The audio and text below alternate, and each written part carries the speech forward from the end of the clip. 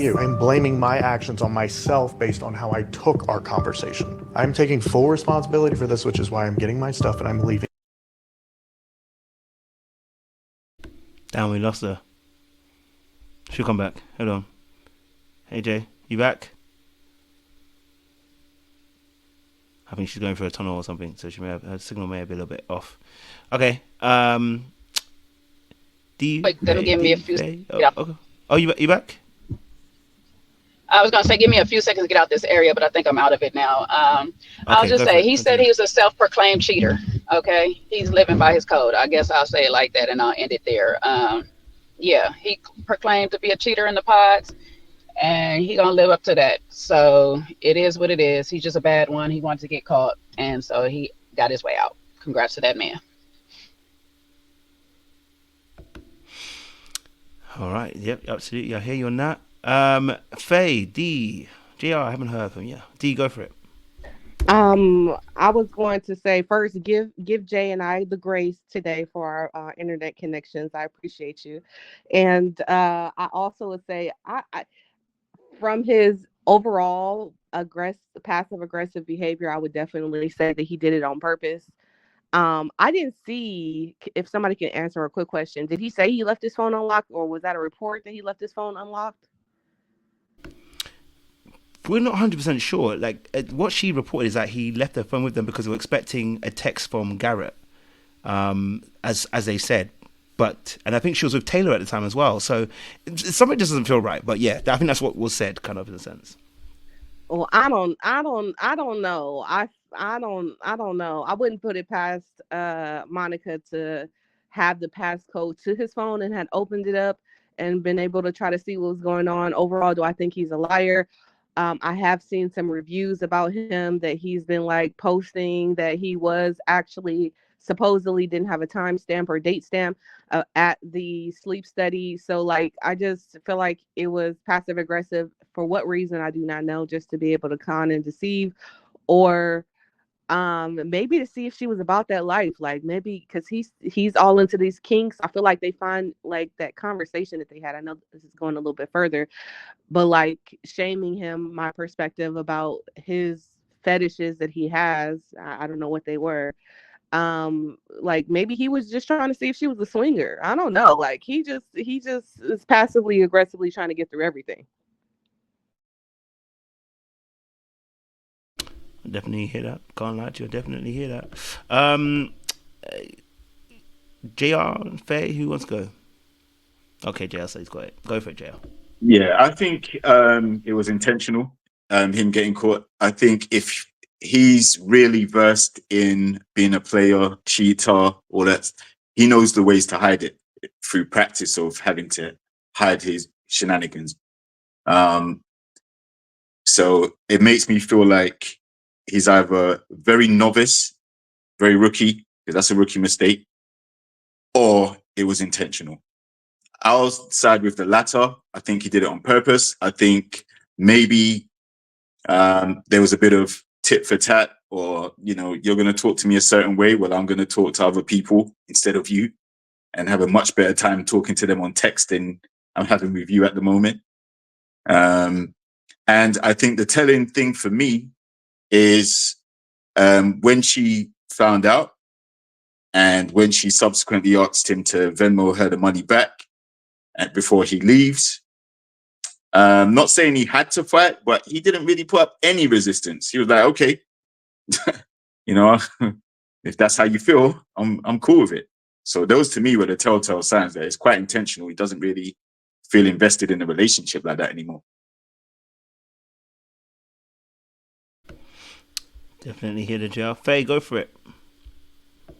Yeah, I think just once he started feeling inadequate and like unsafe with her, I guess, I think that's when he decided he probably needed to find a way out. And she, the way that he responded to her, I don't think he felt comfortable telling her that he was done. Because there was a scene where um he was like about he looked like he was about to cry, and like she was asking him about like is he having second doubts, about second thoughts, whatever, about ending the relationship or getting married or whatever. And he looked like he was like tearing up. And then she was like, "Are you about to cry?"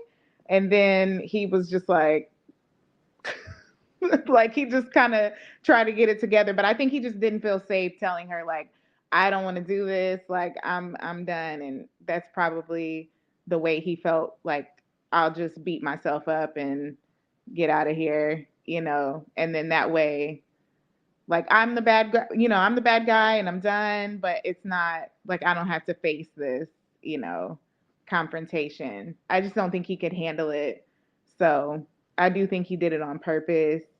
And it kind of fits the narrative that he's put out there already anyway. So I wish he wouldn't have did it like that, but hey, if he's okay with living with it, because he also like looked into the camera at one point too during one of the scenes where he's like, "I'm gonna have to live with this," and that was kind of weird. Most people don't talk directly to the camera like that, so I think he thought a little bit about what the narrative would be, and he felt like that was gonna be his thing, I guess. So. Love that, Faye. Thank you very much.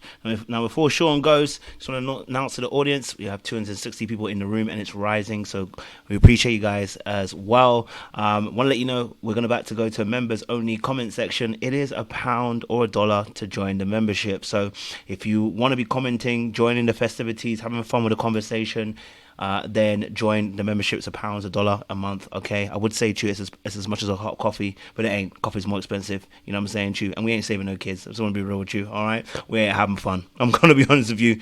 I'm not about to sell you an emotional thing.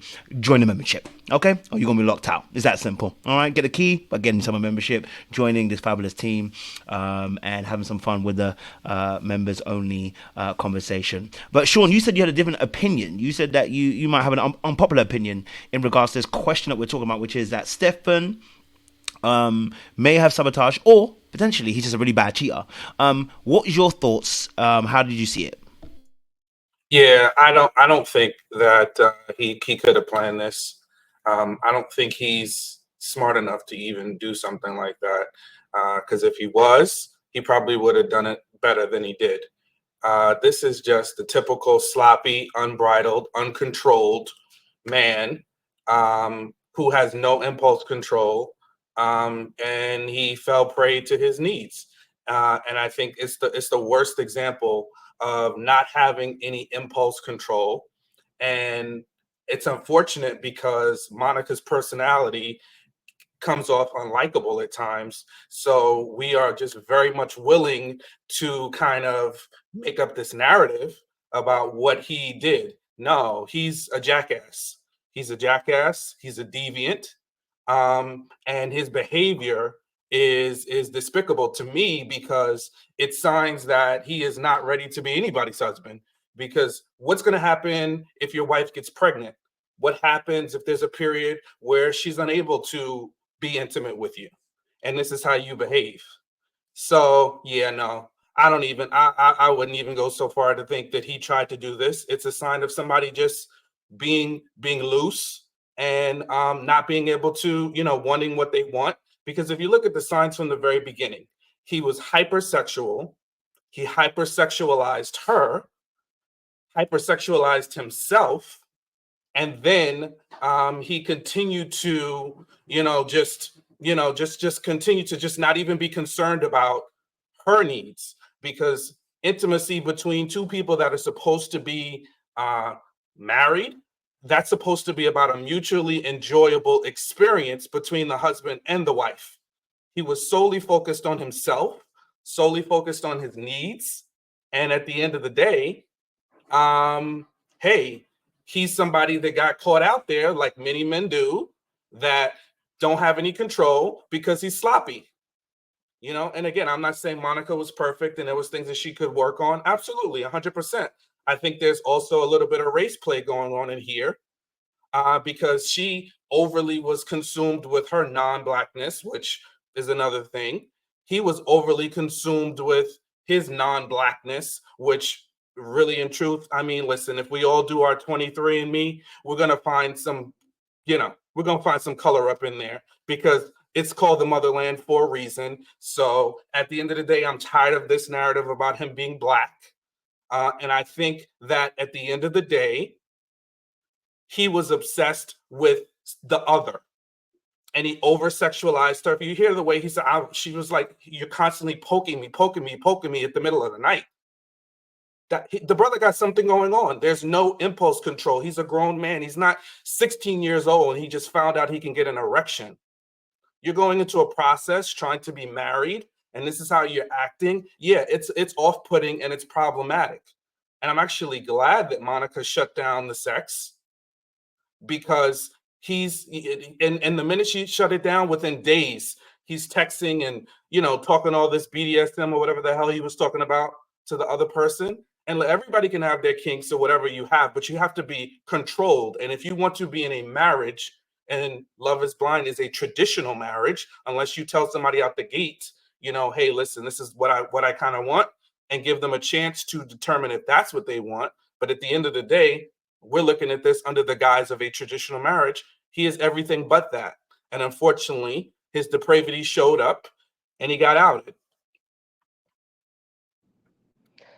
I think, I would agree to a certain point. He does seem like there's some sex addiction there, but I think there's probably more time than the panel has or the viewers have to address the conversation. It's always confusing when a person cheats and they say that they're in love. Like that's just an age-old conflict that people have about how can you betray another person while saying that you love them. So that was my second point to what you said. And then I'm also confused about who's actually going to still want to suck his member after this show's airs. But again, I've been watching some information and said that he has over 6,000 followers.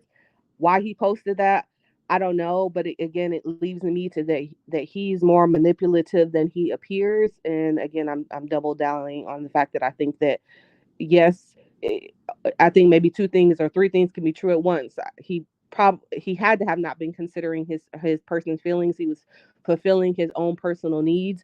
But I do think that he's manipulative, i.e., because he's not being straightforward in the conversation. I can't remember her name or her face. Miss Fry said earlier when he had an opportunity, regardless of how she said it, to say, "Yeah, I am having second thoughts about being married to you." And she gives you an out to say yes, and you just backing up because you're afraid of the confrontation. You're going to create conflict in an alternative way to be able to get your needs met. Do I think you should be judged necessarily by it? No, but then for the people that's not going to work for, it's that wants to be able to have honest conversation and communication to be able to resolve the issues rather than just having your behavior suggest how you feel is problematic. D, now there are some women out here that still want to see if he is the 3% he says he is from the waist down. Okay? Don't act like there are not going to be women out here not going to be checking for Stephen, even if it's for just a moment and a drive-by. So, yeah, we can say, oh, we can't imagine. Couldn't be me or the people I know. But there'll be clout chasers out there that want to say they drove by Stephen. That's crazy. Definitely hear that. No word of a lie. Okay.